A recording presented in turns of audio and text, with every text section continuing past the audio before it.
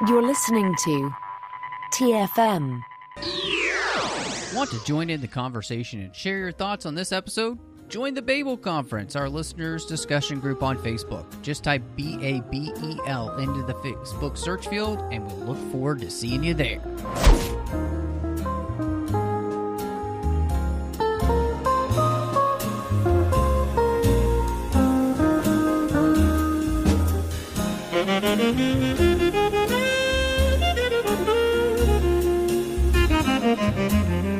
Well, hello and welcome to TFM's local watering hole, and I have no idea what universe we're coming from or what's happening, but I'm just one of the hosts here, Matthew Rushing, and I'm so excited to have two guys here with me to talk about a film that we have been waiting for since, well, it's been in development since I think 2004 at least, but with me, I'm so excited from Literary Treks, my good friend Casey Pettitt. Casey, so glad to have you in the 602 Club for the first time.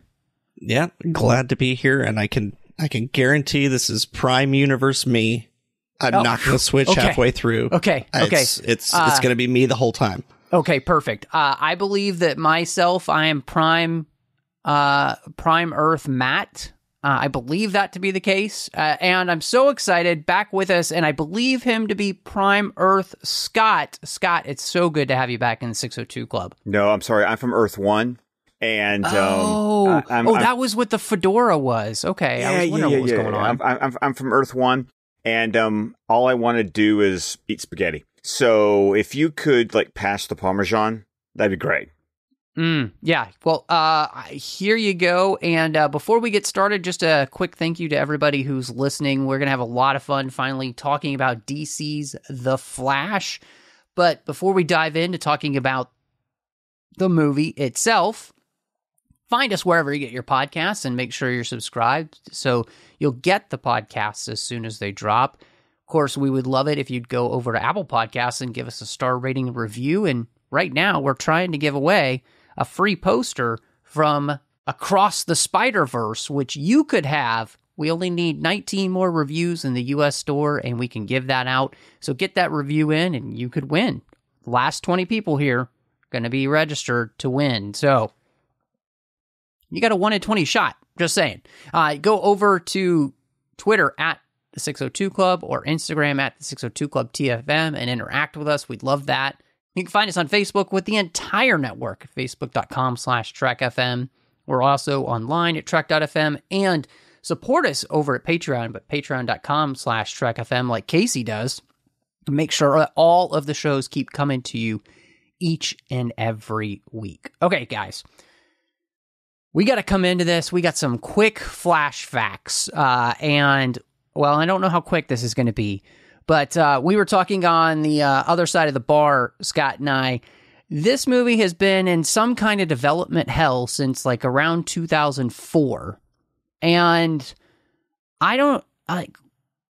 there's at least 16 changes that happened between that and 2020 and 2023.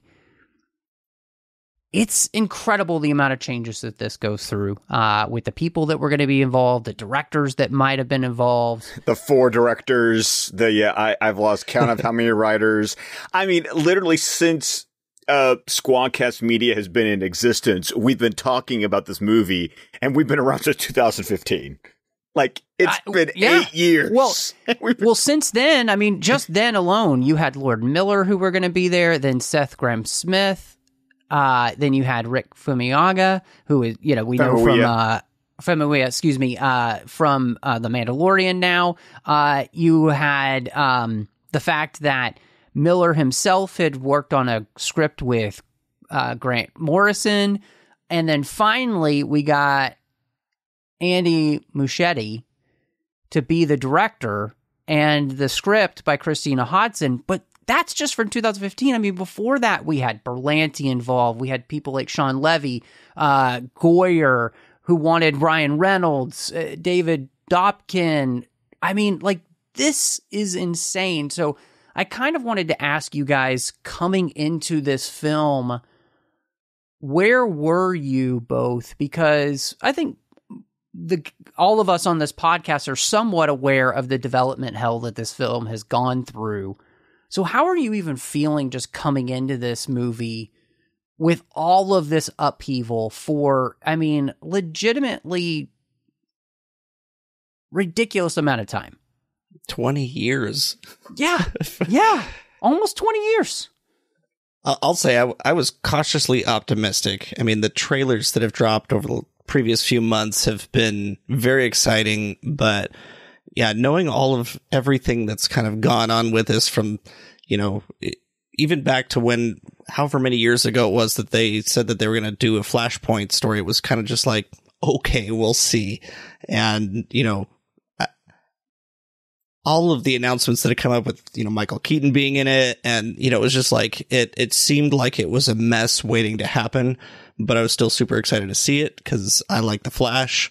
I like the Flash TV show. So, way back when Berlanti and Guggenheim were working on it, I was kind of like, okay, maybe we'll have some sort of tie in there. But yeah, cautiously optimistic, I think was the way I was going into this one for sure. For me, I wanted to just wipe my mind and be like, okay, movie, what you got? Because I got really tired of the noise just from the fans going into the movie. Like, there were people who had never seen the movie who already decided that they hated the fact that this movie even existed. And when you do that, it was like, no matter what you watch, it's like you're going in with confirmation bias. It's like, I want to hate this movie, or I want to love this movie. What are going to be the things that I'm going to be able to latch on to? And I just got so sick and tired of that. I was like, no, I just want to see a Flash movie.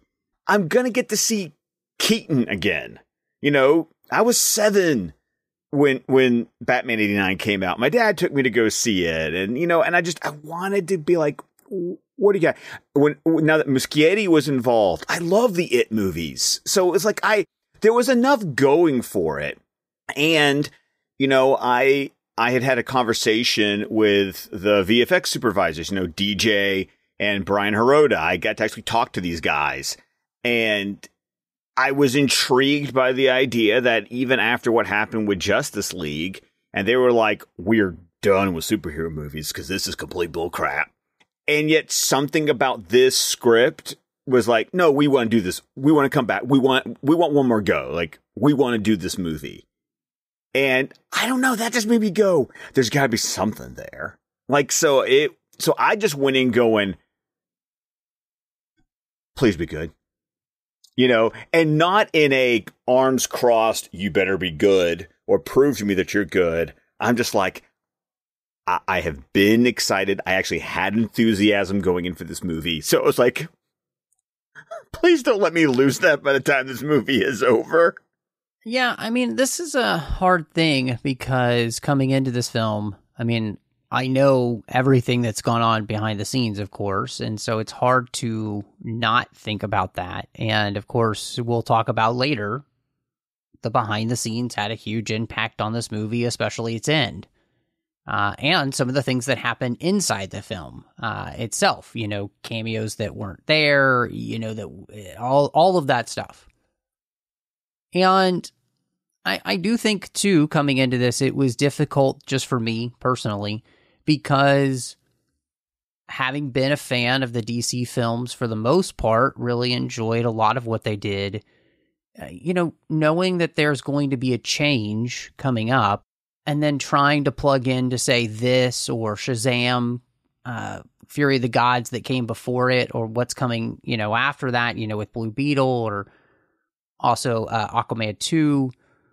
It's a struggle, I think, for me to feel like even know how to feel, right? Like, and part of that is because I think there is just such a mess that DC has created for itself, and really it's their fault, right? The fact that I feel this way in the first place is really their fault. I wouldn't blame DC. I would blame Warner Brothers. I would say it's Warner Brothers' fault. Right. And they're together in this, I don't think DC itself is even not to blame in some of the places that they have gone with, and we could talk ad nauseum about, changes behind the scene even there with, putting Johns involved and, but I just think that that's something that was too much, and again, really, it's one of those things where it's very difficult because legitimately the behind the scenes drama is hard to let go of as you come into the film. Mm-hmm. And so I honestly did not know how to feel in the first place coming into this, and yet, like both of you, I am coming into this as I am every single movie I see. Like, I hope you're good. And like you said, Scott, it's not a cross my arms like, oh, I'm not doing that. But I am coming into it hoping, okay, it would be great if we can make a movie that's actually good, and legitimizes them spending all of this time, behind the scenes and actually getting this movie to come out in the first place, instead of just being like, you know what, we're rebooting anyway. We're going to scrap it all, and, we're just going to start over. And I think I'll just, spoil it here. I think this movie does have some legitimacy in its existence, and I think the movie is able to create some of that, which is great coming into it, which, leads me just to kind of diving into the film itself. The movie begins with us after Justice League. Barry's working with Bruce, we're kind of getting a day in the life of the Flash, what his life is like. Alfred calling and saying, hey, Batman needs help, and everybody else I called, like Aquaman and Superman and Wonder Woman, are all busy, so we need you. And this was, I thought, a really effective scene. I loved watching Barry work with Bruce and of course Alfred, and I felt like all that relationship felt very natural and normal, especially coming off of, I'll say it, Zack Snyder's Justice League, especially since that's what they're referencing here and not really the Justice League, which was kind of nice. And so what did you guys think of this, especially since we also get our first major action set piece here with a baby shower? I still can't help but laugh. That's what that sequence is called. I know it's been, quote, controversial, but I think that just the name, like the sequence has a name like that. Kind of like, like the Batman fight in BVS is the Martha Rescue. This one is the baby shower. And I just find that hilarious. And there was also something about the fact that he's doing it the whole time going, I didn't have breakfast. And that's like a major conflict for him. All the while having some pretty awesome Batman action going on as he's chasing those goons who I think, according to the credits, are actually working for Falcone, with his bat cycle, through Gotham City. And so I enjoyed it. I really did. And I thought it was a great way at the beginning of the movie to go, if you need to know who the Flash is, let's go ahead and show you all of his power sets. These are the things he can do without having to expositionally tell you what his powers are. No, we're just going to show you what his powers are. And you see the phasing and you see the super speed, and he's still doing the thing like he did in Zack Snyder's Justice League, where if he's going to move somebody, he just taps them or shifts them ever so slightly, like he did with Iris rescuing her, from the car wreck. And so there was this consistency in how his powers worked. And we also got to see the ring. And as a Flash fan, seeing the suit pop out of the ring like it's supposed to from the comics, I was just like, yes! Thank you. We finally get the expanding suit. So I was very excited about that part.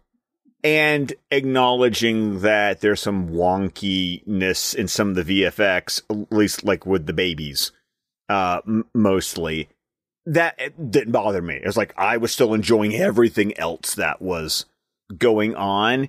And something that we'll probably talk about later, but Benjamin Wallfish's score, I thought complemented this scene and several other scenes in the movie extremely well. Yeah, I thought this was such a great way to set up the movie, put it in our timeline. Like you said, Matt, putting it right after Zack Snyder's Justice League. So we're actually seeing them all work together. And like you said too, Scott, like rather than getting all this exposition of how he works, we're actually seeing it in real time, like as he's late for work, as Barry always is. That's one of his things, is he's the fastest man on earth, but he's also always late. And, getting all these things and getting to see him, he's also, we also kind of get the idea that he's still the new guy in the Justice League. He's kind of cleaning up or doing the things that Bruce doesn't want to do or can't do. And, so cool to see, all of the VFX of him kind of all the time slowing down, like you said, Scott, like him tapping things, but even using all of the things that are falling down from the building to launch off of, like that's where he's, still able to climb up, to the top of the building. And then in true kind of Flash fashion, we're getting some humor in all this too, in this intense scene of action and everything. He's still a funny character. He's taken his job seriously, but he's also eating whatever he can when he can, just to get his energy up. The babies were a little distracting as far as how they looked, but you're not going to get any more suspense from, half a dozen babies falling out of the, top floor of a hospital or something. And I don't know what else to say. Like that, that opening scene was just a great way to, I guess, reintroduce us to the Flash that maybe we didn't get the best introductions to in Justice League. A little bit better introduction in Zack Snyder's Justice League, but right here, I feel like we got the Flash introduction that we needed. Yeah, I think both of you are right in calling out the idea of, instead of doing any telling, we're just going to show.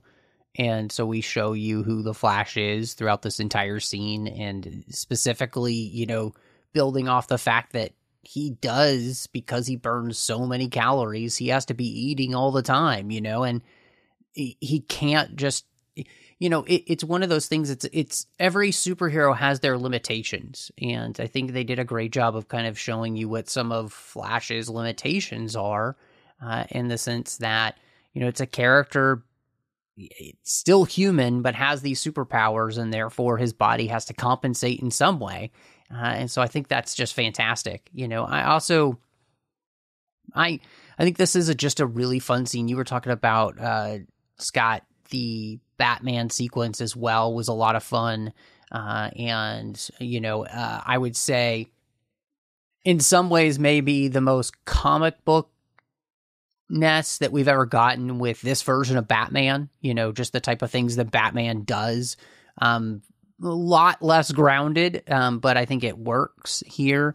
And, his interactions with Barry are very funny in general, with this whole sequence, and even with Alfred, and Barry. And, we'll talk about the VFX later, but regardless, I think that this is still a very effective sequence and a lot of fun as well. And, I do want to talk and touch on, because we've mentioned it before, but, the fact that Iris West references her seeing Barry at some point is a clear reference to Zack Snyder's Justice League, because that never happened in Justice League. And I was shocked of that, because, I figured that they would go with that being the one that's canon. But, this movie makes it pretty clear that that's not the case. There's three distinct references that make Zack Snyder's Justice League canon. Iris saying, didn't I had this feeling like I saw you? Obviously referring to the rescue scene, that introduced Barry in that movie. Bruce specifically mentions the Russian city and talks about going back in time 1 second, clearly referencing the at the speed of force sequence. And I didn't see this, but one of my fellow podcasters noticed it, and I'll need to go back and see it. But during one of the Chrono Bowl sequences, there's that sequence where you see events from Justice League, like you see Henry Cavill's Superman like punching through Heroes Park, and apparently at one point there's Aquaman pointing the finger at him, like in Zack Snyder's Justice League when Barry goes, "I'm so sorry." Yes, I saw that. It was great. I missed that one. So, it's just nice to have this isn't headcanon. This is like, oh no, the film objectively tells you which movie it's considering, it to be canon. And it was nice. Like, it didn't help or hurt the film one way or the other, as a film, but as a fan, it was nice to go, oh, wow, thank you. I felt just like a little rewarded, Well, I feel like it does help the film, though, because it's the only place you've seen Iris West before. Oh, absolutely. And so, I mean, if you've seen that, then you know who she is coming in. If you haven't seen that, it doesn't make a difference. But I think that's the thing where it just feels more like a better fit. And partially, I think too, this was always kind of within the works, even when, I think Zack had always had this idea of that one day there would be a Flashpoint film with Flash, Yes. And I can confirm that from my connections, that the whole idea was after the 5 films, reboot it. Because of everything that was going to happen by the end of Justice League Part 3, spoiler alert, Batman was going to die, and Clark and Lois's baby was going to become, the next, hero. They were going to name him Bruce and all that. And so, it was going to be the story that was going to have a definite end. And so the plan was, cool. Then Jay Oliva talked about this back in 2021, and then they're just going to reboot the whole thing, with a Flashpoint-like story. So, this was always in the cards. Yeah, which would have been great, but that's a whole other podcast. I did want to ask you guys, though, we mentioned the fact that, the Batman action was pretty cool here. He basically has a bat pod that feels somewhat similar to what we got in the Dark Knight trilogy. It reminiscent, but also kind of comic booky, futuristic. Batman reminds tech. Me of the design. Have you read Batman White Knight? No, but I've seen some of the panels from that, and yes, I get what you're saying. Yes, so that's what the Bat Cycle reminded me of a lot. Was that particular vehicle from White Knight? Yeah, that's a good pull. But I want to ask you too, because we have reference, and we see a quick clip of like Superman, saving the day somewhere, and that's why he can't come. And then we do though get Diana showing up to save the day. And I wanted to know what you guys felt about that cameo, especially since we do kind of pull a Justice League move there where, they get tied up with the lasso and then they all start confessing things. And how did you feel like, her cameo here ended up working? This was the best. I thought this was the best Diana cameo that we've had, just because, with Shazam Fury of the Gods, it was kind of Justice League-y in there too, just that he's kind of ogling her and just wants to like date her, whatever. And then using the lasso of truth here, I felt like was so much more effective than it was in Justice League, just because, I don't know, it just worked better. And just the interaction with those three together just worked better for me than it did before. I was glad she was there. You know, I liked having more members of the Justice League in the movie, but I really disliked going back to the Lasso of Truth joke. That was, it brought back bad memories. And then she flies off like Wonder Woman 1984, which was another movie I didn't want to be reminded of. So, unfortunately for me, I had my own baggage when it came to the cameo. The best part for me, though, is that I did not let my wife know that Wonder Woman was going to have a cameo in this movie. I knew about it. It had been ruined for me, but I didn't tell her. And so when it happened, she was so excited. And I think that was the best part with the cameo, was like, yes, you know, my wife gets to see her hero, you know, make an appearance, and she didn't know she was going to be in the movie. But there was just too much other stuff going around with that cameo that I liked the fact that she saves him. That was cool. It was everything else after that I was just like, ugh. I mean, I thought it was fine.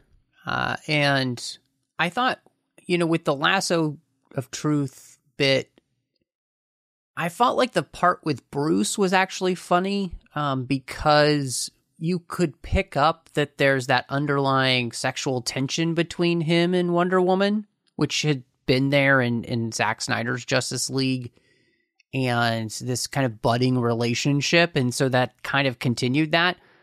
It was the part with Barry that really, I was like, okay, that's taking it too far. And that leads me to ask you guys a question about just the humor in the movie in general, because I don't know if I came into this thinking that this movie would be as humorous as it is, since we're doing the Flashpoint story, which is anything but humorous if you've read that comic. And yet this movie is rife with humor. And so I guess my question for both of you, obviously the Shazam, especially Fury of the Gods, is rife with humor as well. Does this humor here work for you for the most part, or do you feel like that they misjudged the film and have too much humor, or was it just right? I would say for me, it was on the borderline of too much humor. You know, I know that I've never really read many of the Flash comics, but I've seen the, you know, CW show, and you know, there's always some humor infused in there, but I don't know. It was fine sometimes, and maybe a little overkill in others, especially once you got two Barrys, and you know, our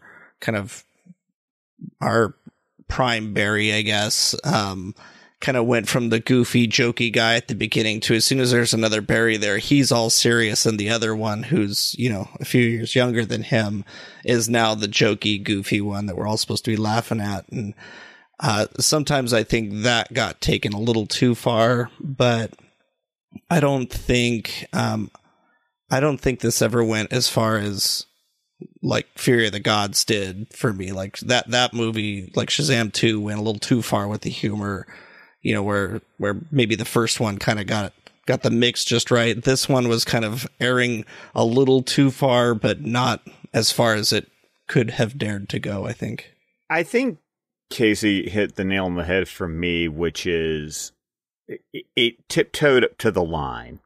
There were scenes where I was just like, oh, dear God, please stop. Like the young Barry with all of his roommates, and then, you know, the whole Eric Stoltz, you know, in Back to the Future, like that sequence just went on for too freaking long, and I just needed to stop. However, Casey, what you brought up about the fact that our Barry becomes serious and the comedic stuff goes to young Barry, I appreciated, because then there was some self-reflection and growth happening with our prime Barry as he goes, oh, dear God, this is how other people see me.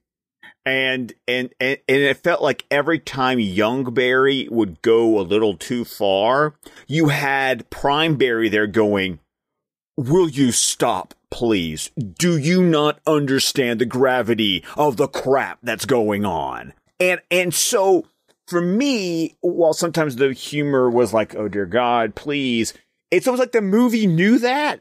And so you had Prime Barry there going, can we stop now? Like, do we not understand what's going on? And then, of course, that becomes a journey for young Barry as he is still so immature. It's that immaturity that leads him to become the Dark Flash. You know, so I felt like at least with the character himself of young Barry, I think it worked because it was part of his arc. Like, it establishes immaturity that led to his immaturity became his darkness. You know, it became his tragic flaw that would turn him not evil, but it would not allow him to see what he was doing was terribly misguided. There were just sequences that just sometimes went on for too long. And then really the only two that I will point to will be the roommate scene and then young Barry using his powers for the first time and, you know, to the point that he like burns his clothes off and all those shenanigans. Those are two sequences that I was like, oh, you could have cut like 5 minutes right there because that could have not. But otherwise, Casey, to your point, the humor, Barry is traditionally not the humor character. Like, this would have been more like Wally when he was Wally West when he's the Flash, you know, in a post-crisis thing. But they've kind of gotten to this point where they give the humor to Barry because he's everyone is, you know, because when I was growing up, I think about, you know, Superman the animated series and Justice League the animated series, and the Flash was like that. But then it was later revealed, yes, but that's Wally. You know, that's not Barry. So, you know, I think, you know, those two always get conflated in modern comic book media. So, but once again, if you have a character in the Justice League who's going to have a, quote, funny movie, the Flash is the character that's going to work with. It's appropriate, it's character appropriate, you know, to be that way in this film. Yeah, I feel like with this movie that for the most part, the humor works. And part of that is because we're playing off who's playing Barry.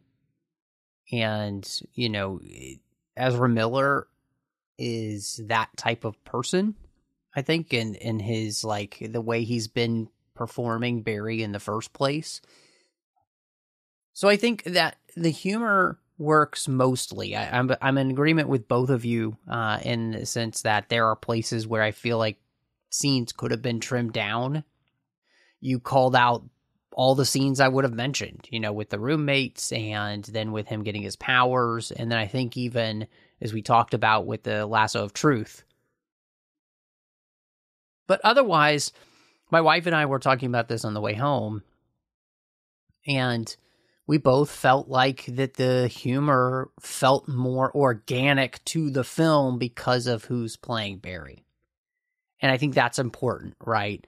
And, you know, I think you rightly called out Casey, whereas they got that mix right in Shazam with Fury of the Gods. It was so overboard that they had gotten it wrong, right? Even with Levi playing the character. And so I think that's something that, you know, for the most part works here. And I think that speaks to the director understanding when to pull things back and when to let things go.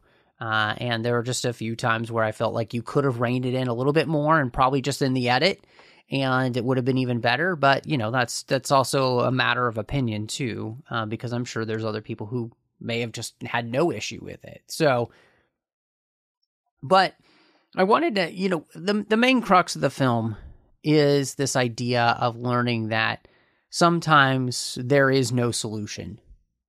You know, that we can't fix everything. You know, the idea is that superheroes can't save everyone. They're not gods, right? You no matter what the powers they have. And, you know, of course, I think this really plays all the way back into Man of Steel. You know, where we see that there isn't always a better solution.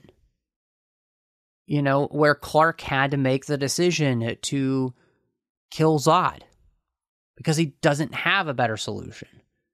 And so I thought that was really interesting because now we're watching Barry have to learn that lesson, but in the most painful way possible, because he thinks he has the power to go back and change things and basically play God.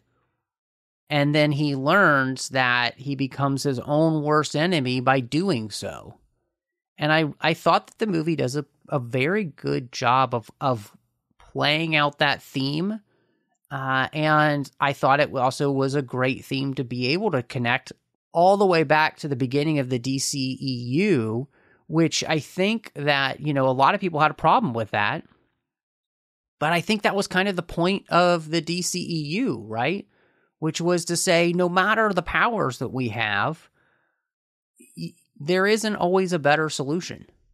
Which I think is, I know Superman is famous. He even says it he just said it in an episode of Superman and Lois a couple episodes ago. There's always another way.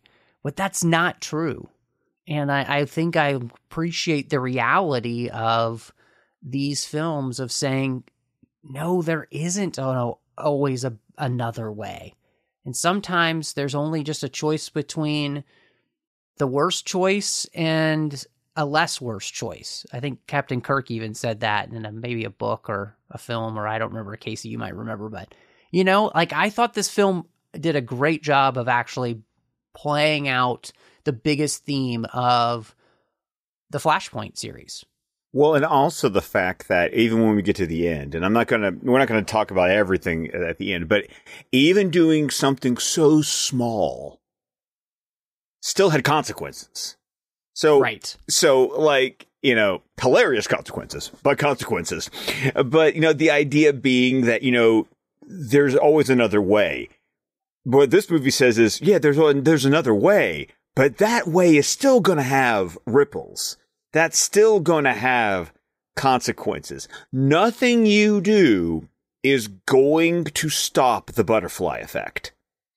It's just how big of a rock are you throwing in that pond, to how big are the ripples that you're going to send rippling out through the multiverse. Well, and yes, and I like the way you said that, because it's that there are always consequences. We just don't know what those consequences are going to be. But no matter what we do, there's always a cause and an effect. That's one of the things I've loved about these DCEU movies too, is just even from all the way back to Man of Steel, these were more, I don't want to say grounded in reality because they're still superhero movies, but they're more kind of dark and gritty, and the consequences might be a little bit more real than just, Captain America going back in time to replace all of the stones, where they stole them from, and everything being okay after that, having no consequences or whatever. The consequences that we've seen in Man of Steel led into Batman versus Superman, which then led into Zack Snyder's Justice League. So we've kind of gotten these kind of ripples even just from that movie all the way through. But then, the way that Bruce explains, using the spaghetti as the explanation of what happens when you try to make changes in a timeline, or even just the way that time works in general, was such an interesting way to look at it. And and almost was the scene in the movie where, Bruce explains to Barry, hey, you're screwed. You've already screwed everything up. And, there's kind of no going back on this. You might be able to put things sort of back, but you're never going to be able to uncook the spaghetti and, get back to your own time. And, even explaining that, if you make a change at one point, it even affects the past because you're actually on a different timeline in general, which I thought was it was the perfect way to kind of show the audience and kind of explain how the butterfly effect or how time or whatever works without just, dumping a bunch of technobabble on us. But, speaking to the butterfly effect that Barry even mentions at the beginning when he's talking to, Batfleck, to Ben Affleck's Bruce, Ben Affleck or Bruce says at one point, you know, like, yeah, you could go back and save my parents, but their death is what made me who I am now. If you go back and save them, I'm not who you know right now. And it's kind of like Captain Kirk in Star Trek V. I need my pain. You know, that's what makes me who I am. And so there's so many good messages in this movie like that everyone's trying to explain to Barry the whole time. And he almost needs to experience it for himself in order to really learn that message. Well, and that's the thing that it's really interesting because, you know, we all saw Across the Spider-Verse, and the big argument there is about whether or not we do need our pain. But I think really what it comes down to more than that is that our experiences make us who we are. And if we change those experiences, then we're not going to be the same person. And that's the change that comes along. And I think, you know, that's actually what ties in with Barry too, right? He's a completely different person without having lost his mother. And in some ways, he's a lamer person, you know, because he's a complete mama's boy who has no idea how to take care of himself. And, you know, all of these things that, yes, what happened to Barry was terrible and horrible, but it actually made him in some ways a better person than the other Barry we see.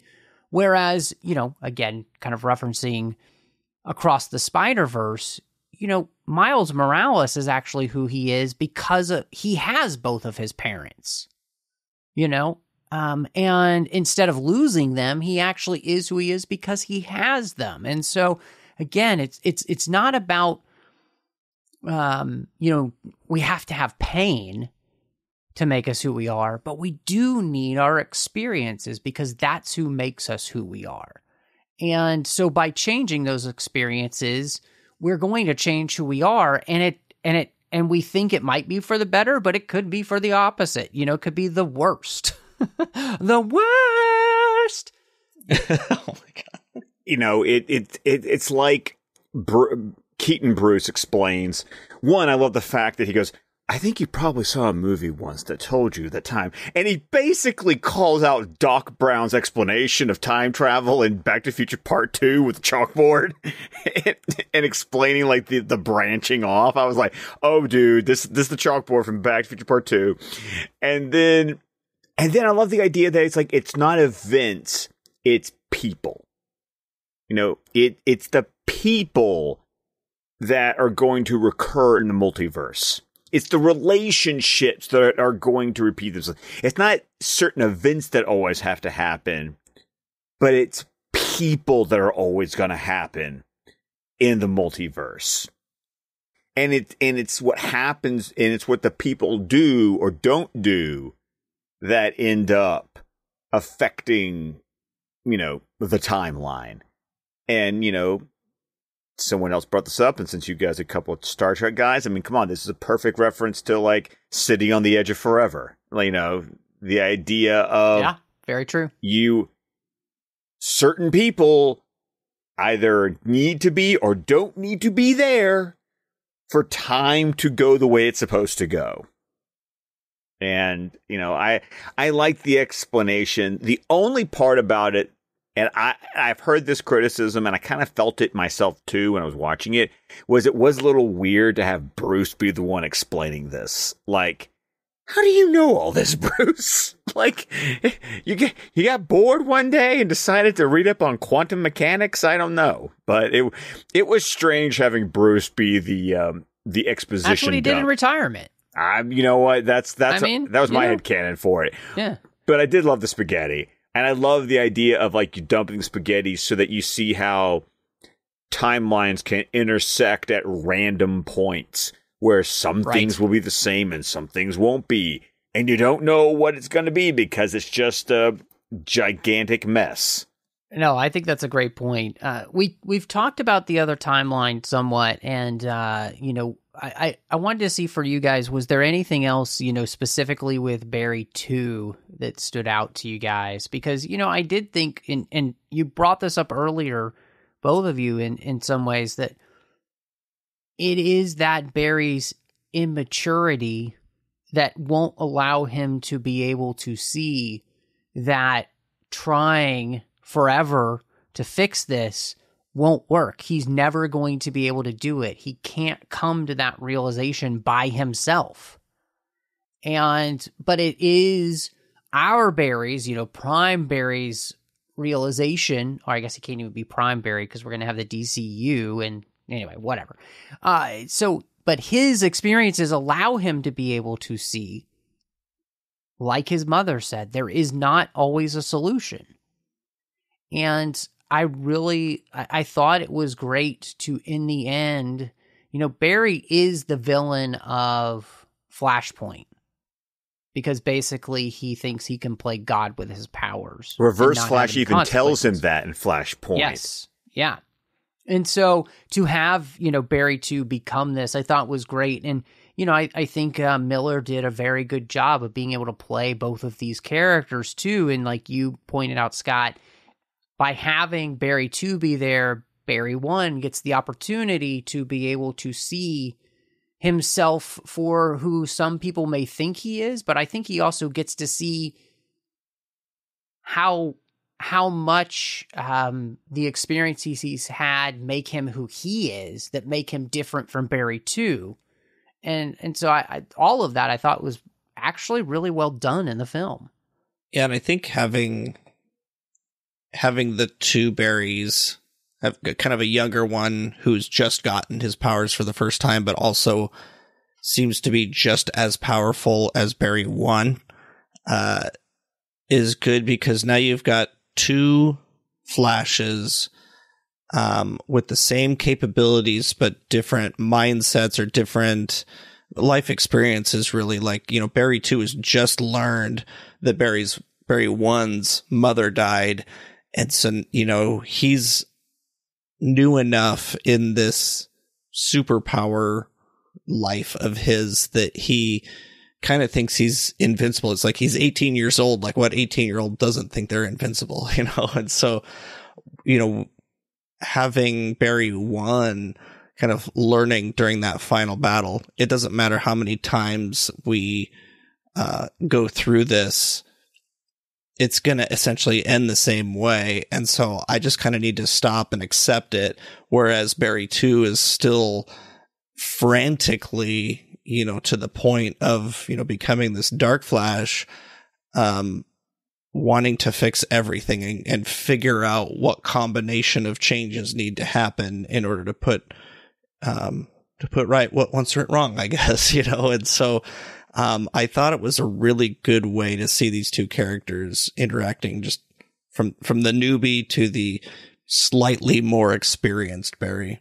I really do feel like this, when you know about the development hell, because the Black Flash was a creation of Grant Morrison, I really got the sense that some part, like the whole idea that the Dark Flash is even in this movie, and maybe the journey of Barry becoming the Dark Flash, I wonder if that's one of those holdovers from when Grant Morrison and Ezra worked on that script, when they weren't excited about what John Francis Daley and I always forget the second guy's name, Goldstein, when they weren't happy with the direction the movie was going under their watch. I feel like this is just another piece that just kind of got brought along. And because once it got spoiled for me that Dark Flash was in this movie, I was like, yep, that's Grant Morrison written all over it.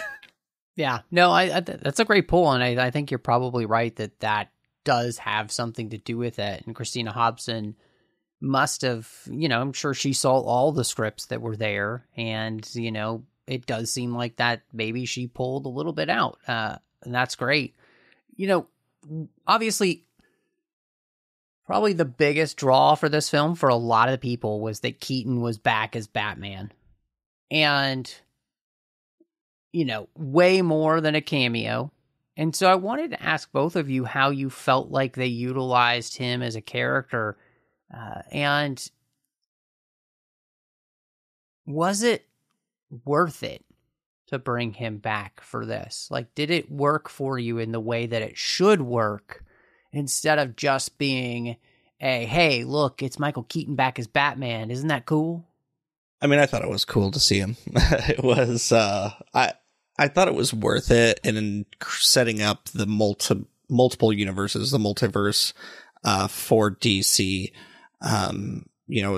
especially with the very last scene of the movie, it kind of shows that, one, everything's connected, but two, it's, we can have different universes, different people playing these characters, and it doesn't really matter. Like, I mean, I almost feel like this is the best way, like, Flashpoint itself really is the perfect way to reboot something almost. And then having, I guess, I don't know. I'm kind of talking myself in circles here now as I'm thinking about it. They could have picked anybody to play Batman in this alternate universe, but I think for those of us who've been around since the 80s, and having seen Michael Keaton, this was a fun way to do it. Somebody who's been the character before. And this time, not to say that the Tim Burton movies weren't serious movies, but I mean, these new DC movies are a lot more serious than they used to be. And seeing Michael Keaton as Batman, doing the fights, being Bruce Wayne again and everything was a real treat, but also super believable, especially when, Barry sees him for the first time, but then kind of accepts that, okay, well, maybe he's not going to look the same as he used to, but he still sounds like the same guy that I know. And so, we've kind of known for a long time that Ben Affleck was kind of done being Batman. And so why not bring back Keaton? Why recast him completely? I don't know. It didn't add much depth for me, but it was still fun to see him. And I think, Casey, you hit the nail on the head. I was actually impressed with how little he was in the movie. There was a part of me that legitimately had the fear of, is this going to be the Flash's movie with, couple of Batmans, a Supergirl, Zod? I'm like, is this actually going to feel like a Flash movie? And thankfully, yes, this is very clearly Barry's story. And so Keaton being back, it was the cool factor. It was nostalgia. I loved it. I thought it was very well done. I liked the way Benjamin Wallfish incorporated Elfman's score into his score in a way that it was understated. Or there would be motifs that was like, oh, you use that one instead. Because I can go back to 89. I'm like, oh, I remember which scene in the movie that music plays under. And it wasn't just, let's play the Batman theme over and over again. And, and they had cool callbacks like the little laughing bag. That's like, oh yeah, that's what Dead Joker had on him when he was like plastered on the sidewalk. And that new Batwing was awesome as all get out. I think the only thing that disappointed me was that we never actually got to see the Anton First Batmobile driving around. I was like, no, we got to see that new Batwing looked pretty cool. So honestly, he was in the movie less than I thought. It worked for me simply because it's Michael Keaton as Batman again. So I think it was more like the cool factor for me. You really could have had anybody else being Batman the way that Batman was written. And I think that also comes on the fact that Muschietti has said, if Keaton had said no, they had a plan B, a plan C. So basically, this movie had to be constructed in a way that if they didn't get Keaton, they could put someone else in as Batman.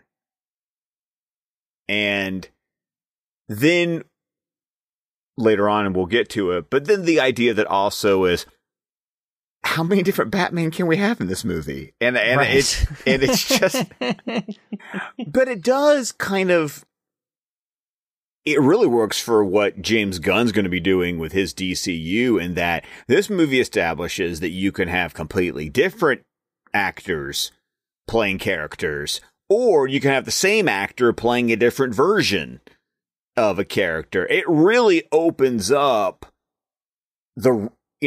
what are going to be your multiverse rules And as far as this multiverse is concerned, it's the character, it's not the actor. Right.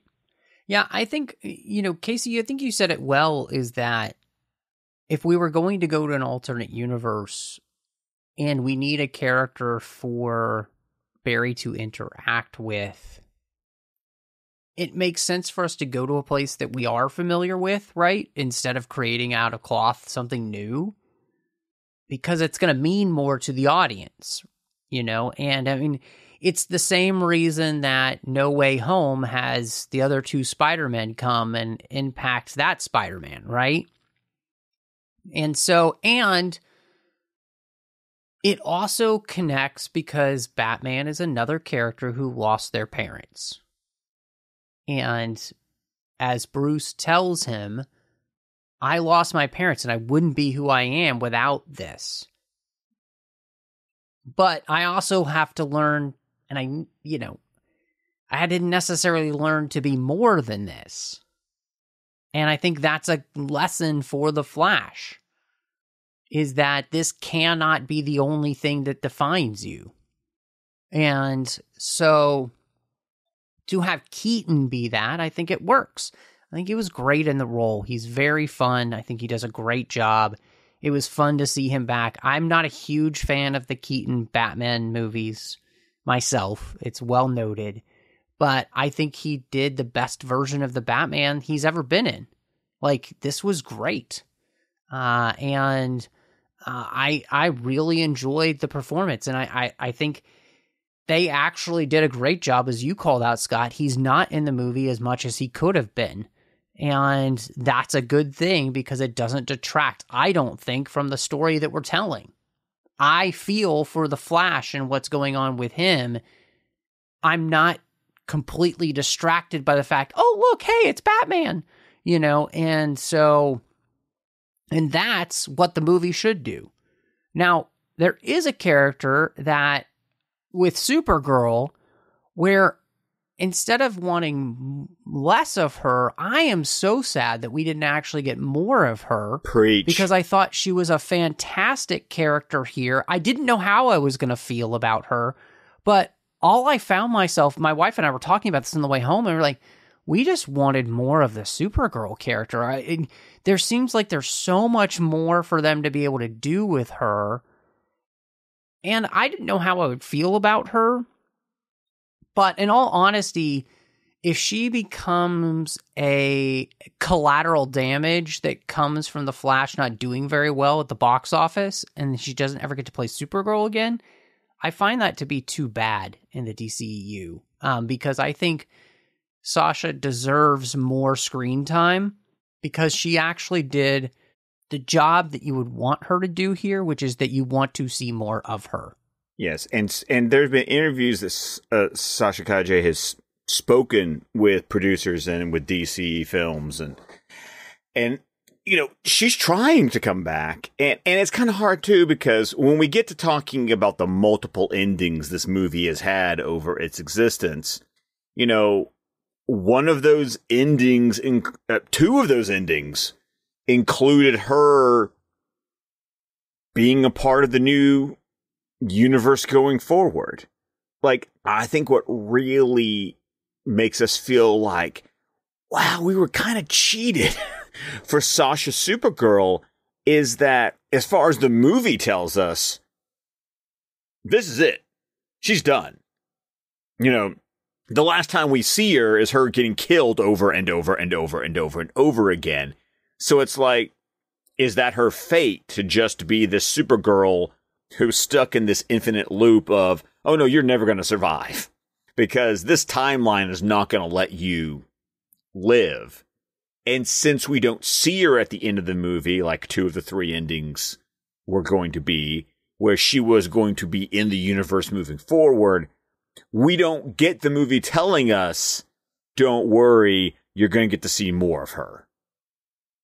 So it just adds to the fact that, wow, it's weird to feel like to say she was underused in the movie, because it's still a 2-hour, 20-minute movie. It's still Barry's story. This movie just sort of introduces her. But because we're not promised more of her, yeah, I'm just like, wow, she really wasn't in the movie a whole lot. I mean, she was more than a cameo, but she doesn't get developed very much either. And so I felt like the character got a little underserved. Well, I feel like they actually had to develop her very quickly, you know, from getting out of the prison to wanting to just kind of, you know, get out of Dodge and not help Barry and Bruce, you know, with like defeat Zod. And then she eventually comes back to help, you know, Barry 2 get his powers and everything, or Barry 1 get his powers back, I guess.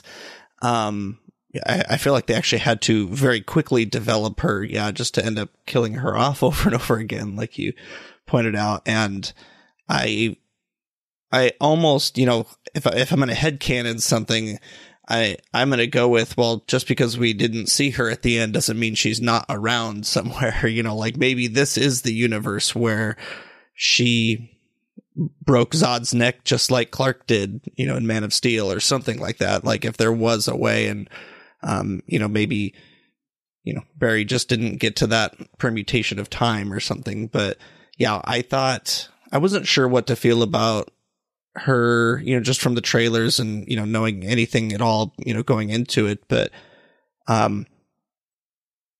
yeah, you know, Scott, you pointed out this is a Flash movie, so we shouldn't have too much of everybody else. But at the same time, yeah, I definitely would have wanted a little bit more of her, just to, spend a little time with this character and see what we could get going forward. But, you know, the time that we did get with her, I thought was really good.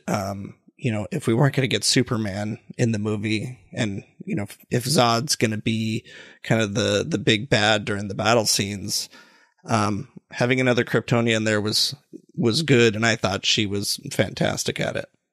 Yeah, I mean, I agree with you both. I think it is sad that we just don't get much time with this character, and, you know, I think that she was a good character, and I do hope that in some way we get to see her again as we move forward. So we've mentioned quite a few times throughout this the production and effects of the film, which may be one of the biggest frustrations of the movie. How did you guys feel about this? You know, from the costume to the effects we get. Yeah, I mean, it's hard for me to not be disappointed in the sound of my voice here, because in all honesty, yes, I know that the director has come out and said, yeah, the effects are supposed to look like that. Well, that was a wrong choice, if you ask me. In some places it works, like when you're in the chrono bubble. That feels because in that feels like a choice. That's an aesthetic choice. Mm-hmm. Yeah, yes, that's a choice, right? But the other effects in the movie, I mean, when he's saving the babies from, it looks like CW level TV show. It looks like Superman and Lois. I'm sorry, but it's crap. It's utter crap. It looks terrible. It's bad. It's some of the worst effects work I've seen in a very long time. I'm sorry. Did we go back to 2000? Those scenes were done in 2004 when they first started making the Flash. Exactly. That's what it looks like. It is not good. And it is disappointing that a film that has spent this long in production looks this bad on a production level when it comes to the VFX. All of the Batman stuff at the beginning looks like crap. Batman looks like a plastic action figure. It's not good, guys. It's not good. And it really does hurt the film because it looks cheap. See, I didn't have a problem with the Batman stuff, to be honest with you. That didn't bother me at all. There were just the thing that got me was just like the occasional shots, because they obviously used some face replacement technology to be able to put the two Barrys on screen. And there would just be, and like, I'm not looking for it. I'm not looking at it. I'm not trying to pick it apart, but I could just catch out of the corner of my eye going, that needed another render. And and there were times where it wasn't a choice. And so I'm trying to understand what went wrong. I needed to spend more time listening to my buddy Stephen Colbert, who talked about the wide angle lenses and how that had an effect on some of the lens choices that were used. Apparently made some of the VFX shots, harder to get right. And so I'm really, like I said, I don't know lens work and cameras very well. Like I'm still a learner when it comes to that. So it was interesting to see how two things could clash and cause problems. But I mean, come on, even a movie Zack Snyder's Justice League's VFX cost less than this film's VFX, and they look far superior in every single way. Lens choice, whatever, that's an excuse. No, I'm there not. Is no. This is legit. There are things. That's the thing. There are things technically that can affect this. I'm not saying that it's good, okay, but I'm saying that there are obviously things that didn't work, and I guess instead of just torching the movie, like enough people have done, I'm curious to see, okay, where did it go wrong? Right, and I'm not. I do want it to be said, I'm not trying to torch the movie in the sense of I'm not going to destroy the movie in my ratings because the effects don't work, because it really should come, it still comes down to the story. But it is discombobulating to me to watch a film where the effects look this bad in 2023 and it's not a television show. I would argue, though, that there are some television shows. I mean, like Strange New Worlds, the new Star Trek series is you can tell certain things are animated, but they look really good. Mm-hmm. And that's Agreed. A show. It's a streaming show. Yes. Yep.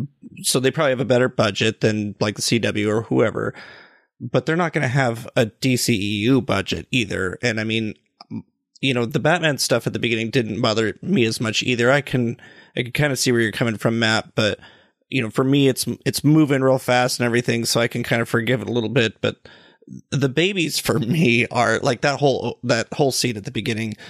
The dog looked better than the babies did, and if you're gonna do something human at all, but especially babies that aren't even moving or talking or emoting or anything, they're just sitting there, you should be able to make it look like a baby. Pixar movies look better. Yeah, they should have just thrown some dolls out the window and called it good. I mean, the babies for me were pretty egregious, but it is kind of disappointing though. When a movie's been in development as long as this is, I would assume that there's certain things that they probably have worked on for a long time that never changed. And like you said, Scott, there's certain things that probably could have used another render. And, if we'd have seen something like that in the trailer, we probably would have been like, oh, that's just, they haven't finished the visual effects yet or something. But, just to see it, especially going to an IMAX screen and seeing that kind of takes you out of it a bit, which is not what you want when you're in an immersive environment like that. And I agree with that. And it's just, I think, Matt, you said discombobulating. I think for me, it's just disappointing. It's at least with the Chrono Bowl, I feel like that works only because it's not reality and there's so much going on that you couldn't make it photorealistic, or you would have spent who knows how long trying to animate all those characters. And I think it also worked because when we get to that multiverse sequence in the climax, and you're going to have to wholly create cameos out of CGI, if you're in the Chrono Bowl and you've already established that these aren't going to be photorealistic depictions of characters, when you have to create the CGI cameos, frankly, some of the CGI cameos looked better then Yes. yeah, Nick Cage looks better than the rest of the movie. Come on, Nick Cage, a movie that was never even made, looks better than the rest of this film. Come on. And that Thanagarian snare beast was right there. So yes, I mean, which, gosh, watching that scene made me so glad that movie was never made because, oh my gosh, the costume, everything about that looks terrible. But it was cool to have it there as a sequence. But yeah, glad that movie never got made. In some universe, it did, clearly. Yes, there was a universe where it was made. It was nice to see, Reeves and Slater back, and that was together cool. For the first time ever. Yeah, exactly. And to see George Reeves' original Superman in the black and white, that was fun. Teddy Sears as Jay Garrick. Teddy Sears. Yeah, so there's a lot of great stuff. He apparently didn't even know he was in the movie. Teddy Sears. Yeah. So look, I think all that stuff was great. It's just, it's a letdown with the effects, I think, in general. And yet, one of the things you called out earlier, Scott, and I think you're absolutely right, the music by Benjamin Wallfish here was actually fantastic. And it really does deserve a complete score to have all of the cues where we have the Wonder Woman cameo and all that kind of stuff, because I think he did a wonderful job of merging all of the different themes that come from like the Justice League, and then just creating a score to which I've been listening to it, and there's so much Williams-esque phraseology in the score. The sound of it has a very Williams sound to it. It's really good. It's really enjoyable to listen to, and I think it's one of the best parts of the film. It's very interesting for him to be a composer who is from sort of the Hans Zimmer school of composing, because they even worked together on Blade Runner 2049. And then, and he did the first Shazam movie. He didn't do Fear of the Gods, but he did the first Shazam movie. And then for him to do this movie and go, there are sequences that sound Zimmer-esque, of that style. And then there's other sequences that oh no, this is thematic and orchestral, like you said, like an Elfman or a Williams. The type of scores we don't get anymore. We don't get those 70s and 80s big bombastic orchestral scores with musical themes. Like an Alan Silvestri or a John Williams or a Danny Elfman or a James Newton Howard, or those guys.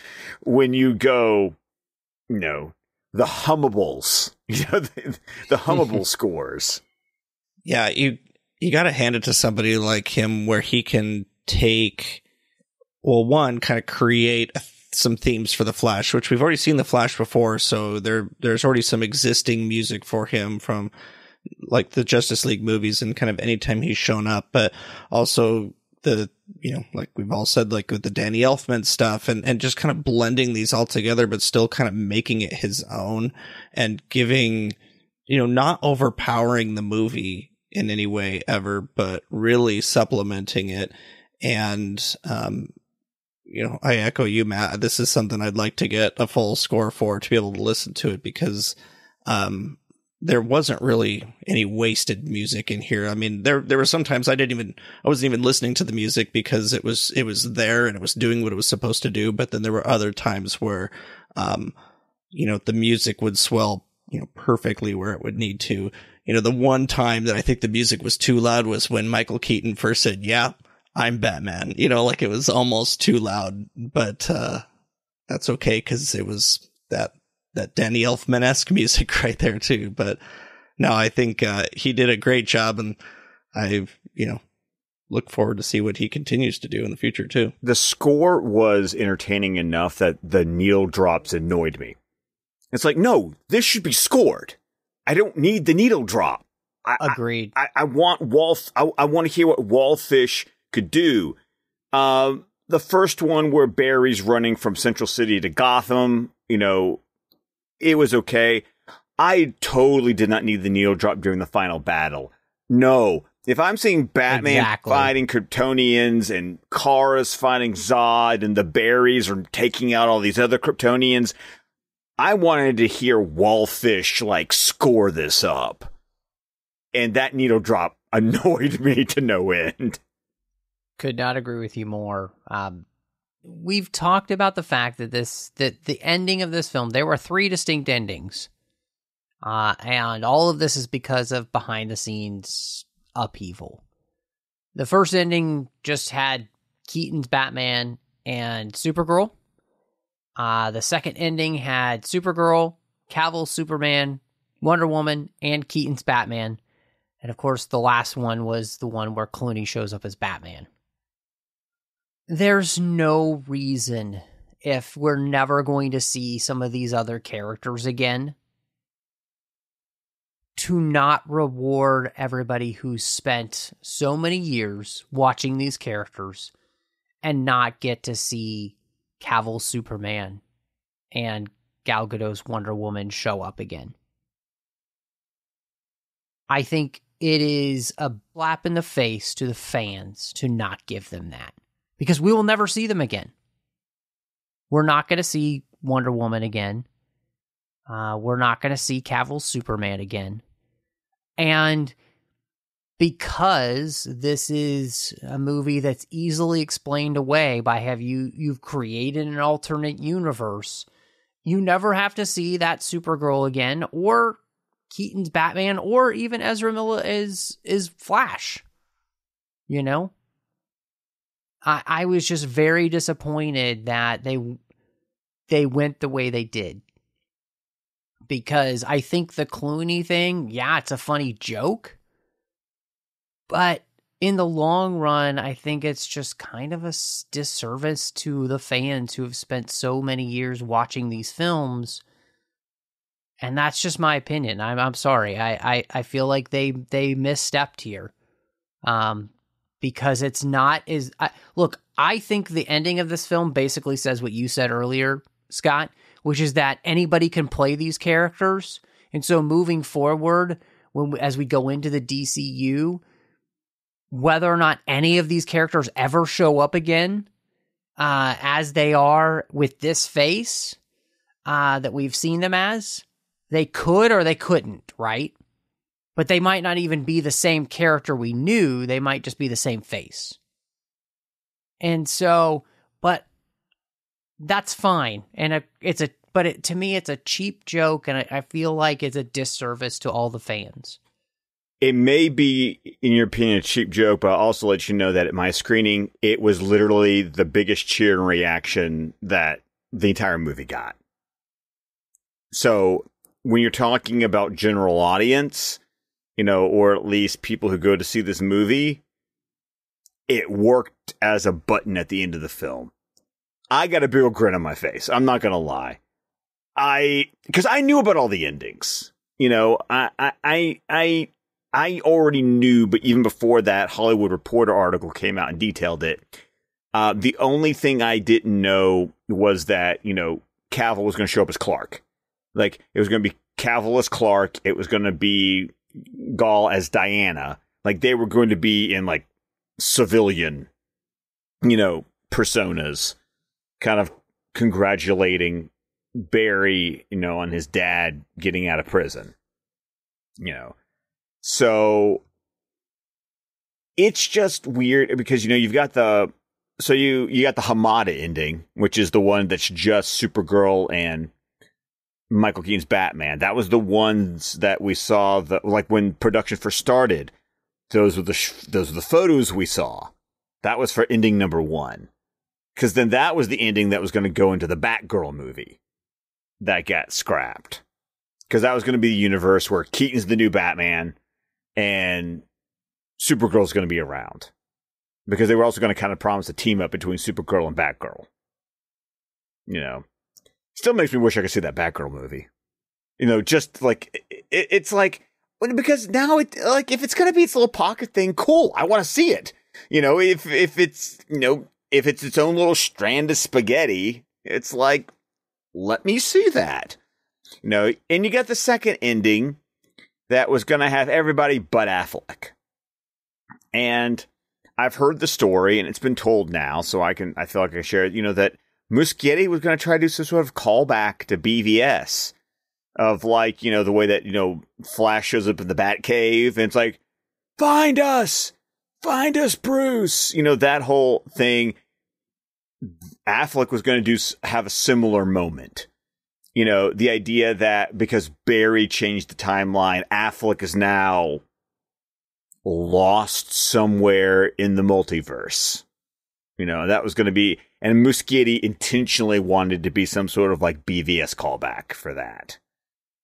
And then we've got this ending that apparently was filmed in January, you know, with Clooney, because they showed Clooney the movie, they showed his agent the movie, and he liked it enough that he was like, yeah, I'll come in and do the scene. So I understand where you're coming from, Matt, with your reaction to when you got the 3 different endings. I would have liked to have seen them all, you know, get the band back together. But I also kind of enjoyed just having the Clooney gag. You know, I'm of two minds of it. You know, I already knew the universe was over. So, I mean, I know that that's the case. You know, I mean, I'm well aware of that. It's out there, and you know, again, yeah, we'll talk about that in a second. But that wasn't my reaction as it being over. It's more because it's over. It would just be nice to have seen these characters kind of get their due. Yeah, and I feel like with having Clooney show up, it just, reiterates that it doesn't matter who's playing the character, you know, like, but also it does kind of call into question, is Clooney going to be in future ones now, or is this just literally a cameo because they can? But I would have liked to see more of the characters, kind of more with like the second ending with this, you know, Supergirl, Superman, or, you know, Kara, Clark, Diana, and Bruce supporting, and even really Arthur Curry being, you know, at the courthouse too, just like his whole team, the Justice League. And I mean, if they could have gotten Cyborg, Ray Fisher, I think, you know, if they could have, you know, been able to bring him back, you know, but just to have the whole Justice League there supporting Barry, basically showing that they're a team, they support each other, even if there's different different actors, you know, playing the characters, but to show that the Justice League is together and they support each other, and this is a huge part of Barry's life. That would have been something cool to see, just from a team aspect of it. Clooney was fun. I liked it. I laughed. I didn't actually know that was coming, so I was, you know, tickled, I guess you could say, to see that. Like, you know, the theater did. You know, there was not a lot of people in my theater, but there was a lot of laughter happening when he showed up, because everybody knew. But yeah, I would have liked to see, at least if this is going to be the end of this universe of movies, I would have liked to see some more kind of cameos at the courthouse scene there. Well, and I think that leads me to a question for both of you. This movie did really bad at the box office, and doesn't look like it's going to make a lot of money. I want to ask you both, what do you think this poor reception means for the DCU moving forward? I mean, I know Blue Beetle's supposed to come out, and that's supposed to be our first, like, introduction to a DCU character with the new universe, and then Aquaman 2 is supposed to come out in December. That's the biggest question mark for me, is what is... That Aquaman and the Lost Kingdom is a big old question mark for me. So, I mean, but what is this? I mean, because to me, I'll just give my answer real quick. I think that this means that James Gunn should feel no qualms about just creating a complete and full reboot. Screw everything else that came before. And mainly that's because I think the way all of this has been handled, you destroyed any hope that you had for these films doing well at the box office in the first place, because everybody knows there's something else coming. So everybody's like, why should I go see Shazam 2? Why should I see The Flash? Why should I see Blue Beetle? Why should I see, Aquaman 2? Because it doesn't matter. And the problem is that with these connected universes, we've been trained to ask, how does this matter? So 1, it's all your fault. And 2, just reboot the dang thing and be done with it, because I don't know how else you can recuperate. And in all honesty, that means that the pressure on Superman Legacy is the biggest we've ever seen of any franchise film of all time. Because if that doesn't perform, the rest of this is gone. DC is dead for a very long time, because they've destroyed themselves the box office wise, and I think The Flash proves it. Yeah, and I would be 100% down with what you just said if it hadn't been the interesting fact that Elemental from Pixar also did historically poorly. That's a whole other podcast as to how badly Disney has treated Pixar, but yes. Yeah, but the point stands is that, like, when I hear it's got the lowest opening of any Pixar movie, I'm like, I don't know anyone who saw The Good Dinosaur. So you're saying this did worse than that one? And so it goes back to the fact that the brand has been incredibly tarnished by all the choices that Warner Brothers has made over the past several years. Plus, can we talk about, like, what June has been like for movies? Like, there was a really great tweet that I saw that, like, basically summarized what I said. It was, you've had back-to-back. You've had Fast X, Little Mermaid, Cross the Spider-Verse, Transformers. When movies are freaking expensive, especially if you're taking multiple people. And so you slot a movie with a tarnished brand that, to your point, Matt, you've already been told for the past several months that this universe is ending anyway. And, most people aren't like me. That's just like, I go to an individual movie to see how well an individual movie is, even if it's in part of a connected universe. It's so weird for me to be like, I'm kind of over the connected universe thing. I just want a movie to be a movie, and I want a movie to be good, and so you've put yourself in a position where if people have already spent their money to go see all the movies that came out before, and they got to start thinking about Indiana Jones and Mission Impossible and Oppenheimer and Barbie that they may want to go to later. And if you've got to make the choice of which movie you're not going to go to, I mean, I was shocked by how poor the box office was. Like, I didn't think it was going to be, knock your socks off, but it underperformed even to what I thought it was going to do. And it disappointed me because I actually enjoyed the movie. So, and then I see the Elemental didn't do that well either. And I was like, wow, this is just a bad weekend for movies. Well, and I will say, I think a part of that comes from the fact of studio mismanagement and quality of film.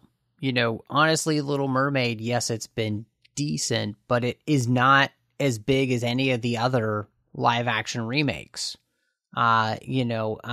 Transformers is not huge. Fast X is not great. Part of that has to do with word of mouth about the actual films themselves, because a movie can have a lower Friday opening, but Saturday and Sunday can completely jump if everybody's like, dude, you gotta go see this. Which is what everybody did with Across the Spider-Verse, but didn't do with Fast X, Little Mermaid, Transformers, Elemental. nobody was saying, you got to go see this. And so, studios have a lot to do with this in the fact of what they're putting out. And so, but, I don't know, Casey, what do you think? Is this detrimental for DC in the first place? It's just disappointing how Warner Brothers has handled most of these DC movies to begin with. I mean, I get that all the way back to the beginning with Man of Steel, it was a pretty divisive movie, I guess. There was people that loved it and people that hated it, and that's pretty much followed all of these DC movies to the point where they're getting prejudged based on everything that's come before and whether the critics loved it or hated it. And so, a lot of the movies that come out anymore, I feel like, they've already got like a horrible Rotten Tomato score before it's even hit the theaters, just from some critics who have loud voices. But then there's these cult followings, to the point where we get the Snyder cut. We get Zack Snyder's Justice League, which is what we were wanting all along. And unfortunately, I think that, and there's duds along the way. Sure, there's, Wonder Woman 1984, not the greatest movie ever made.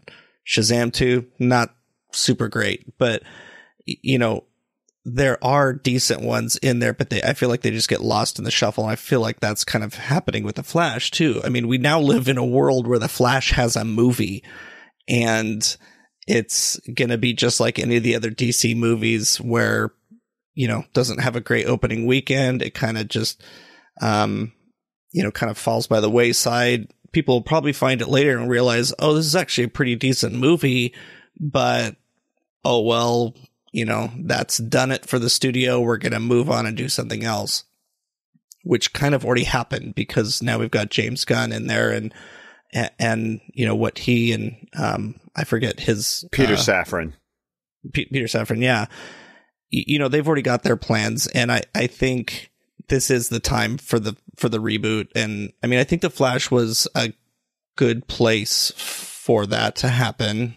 We've kind of did it a little weird, or we shown at least the DC universe has the ability to do that. I mean, the comics have done it who knows how many times now, like with the reboots.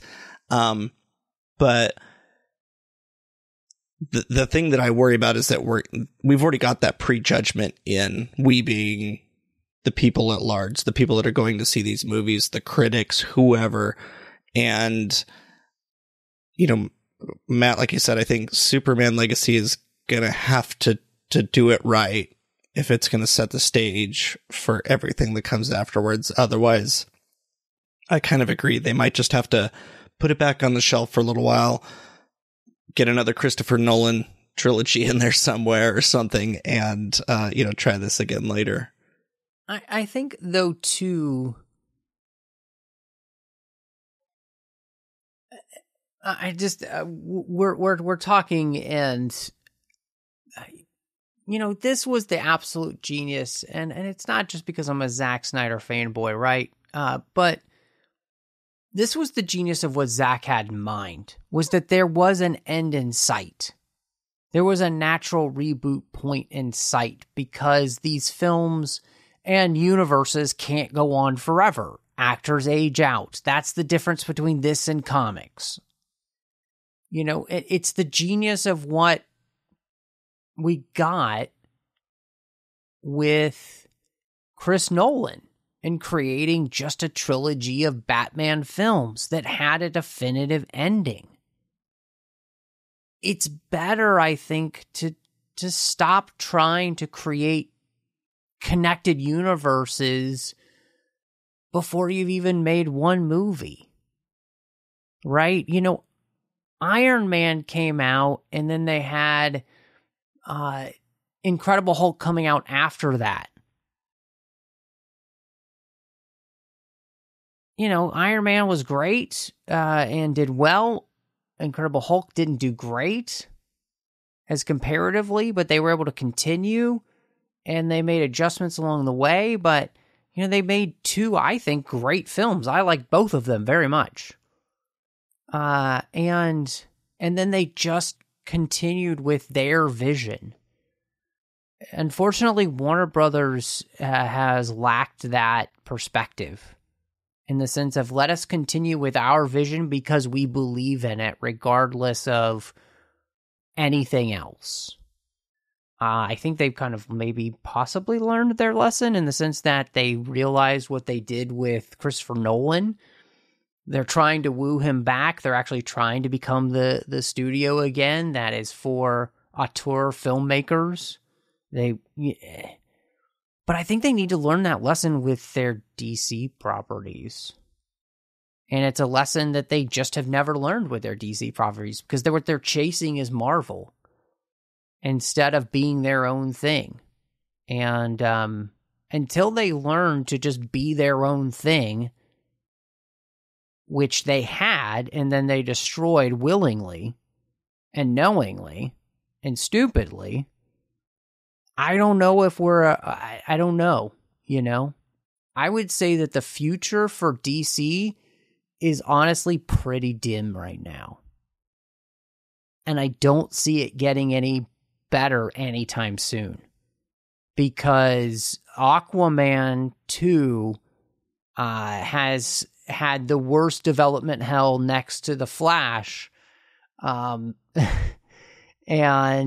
who cares about Blue Beetle? Because nobody even knows who that character is. So it does not seem like they've... It reminds me of Meet the Robinsons, where the T-Rex is like, I have big head, little arms, and I just don't think anybody thought this through as he's trying to get the person in the corner, and he can't reach them because his head can't reach them. It's too big to get down to them, and he's got the little arms. It's like, that's exactly where DC is. I got big head and little arms, and I just don't think anybody's thought this through. I just feel like, for me, the movies right now have reached a point like the comics have. I'm not interested in reading the monthly series. I like the one-shots. I like the limited series. The ones that go for 3 to 6 issues. Because I know I'm going to get a beginning, a middle, and end. It's why, film-wise, I'm looking forward to Todd Phillips' Joker 2. I'm looking forward to Matt Reeves' The Batman 2. I was looking forward to the Penguin series before the writer's strike led to it being, slowed down. But, it seems so weird that for someone who grew up in an age where you got one-off movies, or you would get, the little trilogies, for characters. And then the MCU made us realize that we could have connected films with a large cast of characters. And now, after so many years, it's like, can I just go back to having the little one-offs? Can I have can I have more like my Matt Reeves Batmans? Where it's just nice and focused and contained. Because I've just, in my comics reading, that's where I've gotten to. It's like, I don't want to have to keep on reading event after event with multiple series. Just give me a graphic novel. Give me something that I can read in a trade. That's going to be an entire story from cover to cover, and then I'm done with it. And then I can move on to the next one. I mean, that's why I just with comics in general, with DC, I stopped reading after Death Metal. I know, Death Metal was my ending point, too. Yeah. Because one, I hated where they were going, and two, that was the end. From New 52 all the way to that, it's like, okay, I'm done. And so, no, I agree with you. I don't know where we're going to go. But it's just a really interesting question. And I think it's a very valid question because this film has done so poorly. I think it leaves a lot of questions that we don't know what the answers are going to be yet. And so, maybe they'll be paying attention to us and start creating more one-off films with characters, which would be really enjoyable. I mean, heck, just go do a Superman trilogy with just Superman, where we can just explore that character. No cameos, no. Yeah, exactly. Maybe, that'd be great.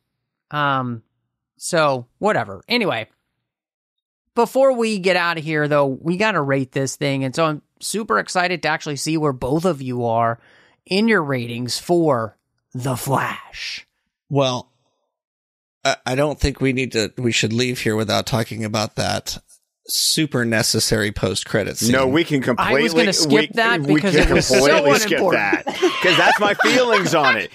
No, the movie ends at the credits. That's as far as that's how I feel. So yes, if you haven't seen the movie yet, you can get up and go. It was pointless. That's the deal. Well, anyway, yes. So no, I really enjoyed this. I'm always like I said at the beginning, I went into this cautiously optimistic, and from all the way back, I was a fan of Man of Steel when it came out, and I was a fan of Justice League until I saw Zack Snyder's Justice League, and then but like I said before too, I know there's been some duds, but and my rating for this one may go down over time, but I actually gave this one a 4.5. I really enjoyed it. It was fun. The babies, I just couldn't, I couldn't get past the babies, but, no, I think this is, if you're a fan of The Flash, if you like Zack Snyder's Justice League or any of the other ones, I definitely think that, people need to see this one. Catch it when it comes out on Max, buy it on DVD if they ever release it, or Blu-ray or whatever. Oh, you can already pre-order the Steelbook, which I've done. Oh, there you go. Yeah. So no, I think it's definitely worth it. Sure, it's got flaws, but I can take those, in a fun movie.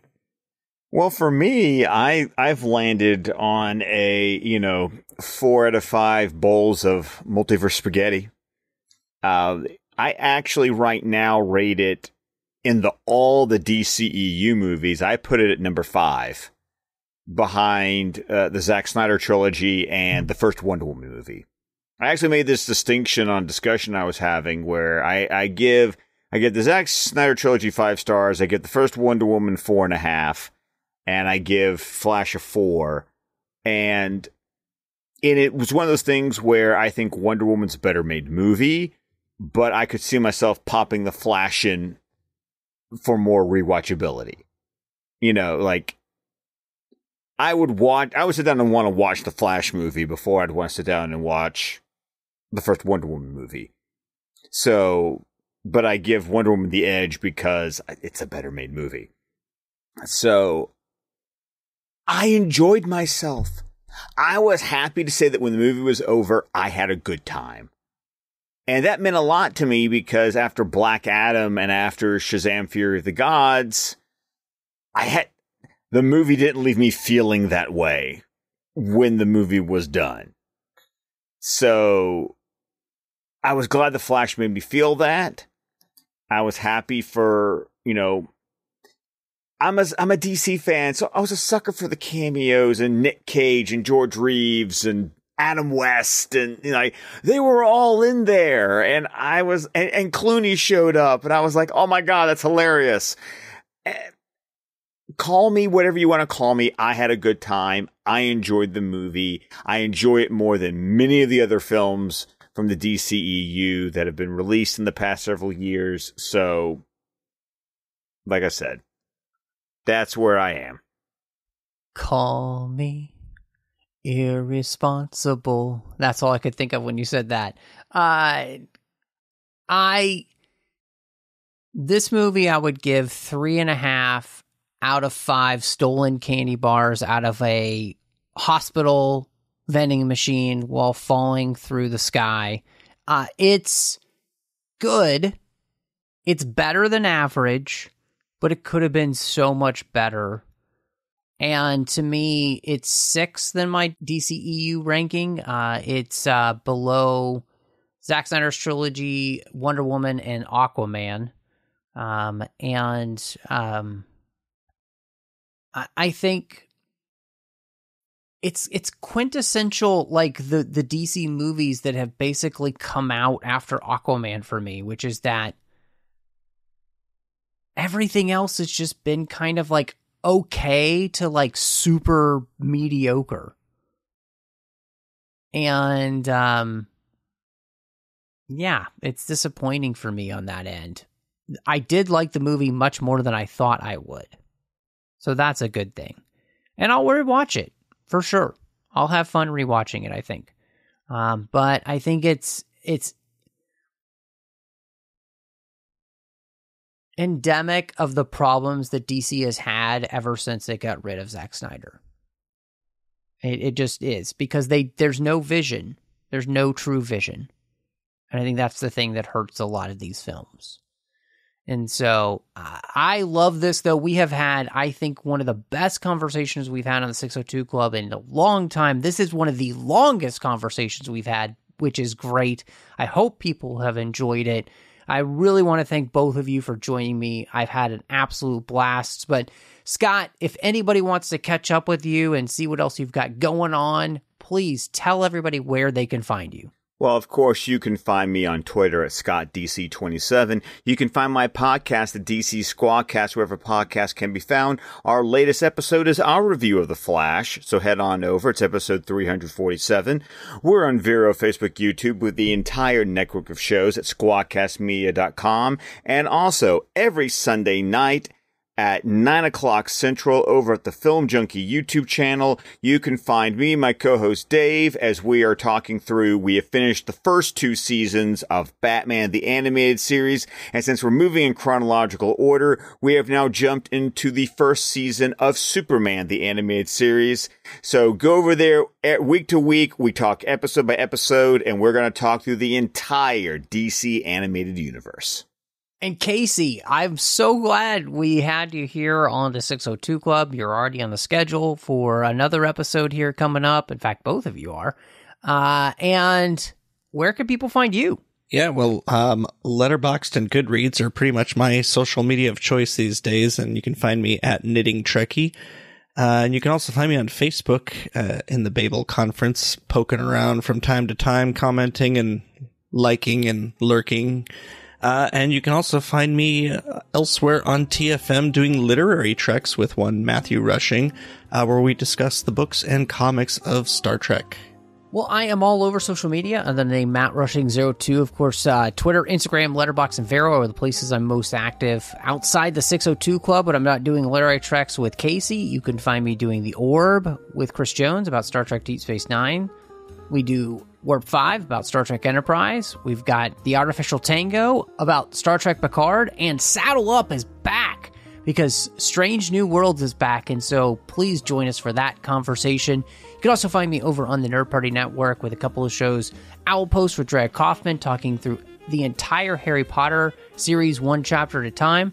And Aggressive Negotiations with John Mills. We're talking about Star Wars. But thank you so much for joining us. And y'all come back now, you hear?